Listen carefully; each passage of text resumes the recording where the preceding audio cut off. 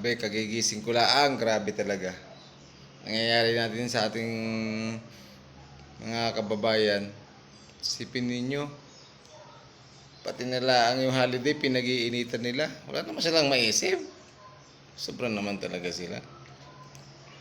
At nang puro pagpapaherap sa mga kababayan nating Pilipino, ng mga nasa utak nila eh.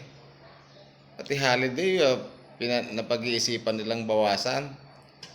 Grabe na yan. Lagi nilang i-compare nila yung ibang bansa sa ating Pilipinas. Magkaiba naman. Sa unang-una, sahod pa lang. Paano mangyayari yan? Kala nyo lang kasi laging parehas eh. Gumawa tayo ng sarili nating idea. Hindi lagi tayo kumuha ng idea. Gumagaya lagi tayo sa ibang bansa. Kung ang pinag-iisipan ninyo, paano gagaan ang sambayan ng Pilipino, ang buhay ng sambayang Pilipino, hindi talaga na mangyayari yan. Kasi ang liit ng sahod ng mga kababayan natin. Magkano lang ang sahod ng kababayan natin sa mga mahalang bilihin ngayon? Yung 200 pesos mo, pupunta ka ng palengke, sibuyas, bawang, mga rekado lang yun.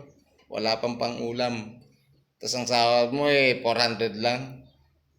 Paano kung may mga anak at pamilya ka? Wala na. Kaya dapat ang iniisip ng mga kongreso diyan, ang Senado, ay yung makaalwan, mga magagandang programa sa ating mga kababayang Pilipino.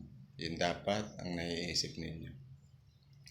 Wala na kayong ginawa diyan sa kongreso kundi mag-hearing ng mga kriminal, mag-hearing ng mga tiwaling politiko. Hindi na kayo nag-hearing na magagandang panukala para gumanhawa, tumaas ang sahod, mga magagandang para sa ganun na. Ayaw ko na sa inyo, asat kayo ng ulo.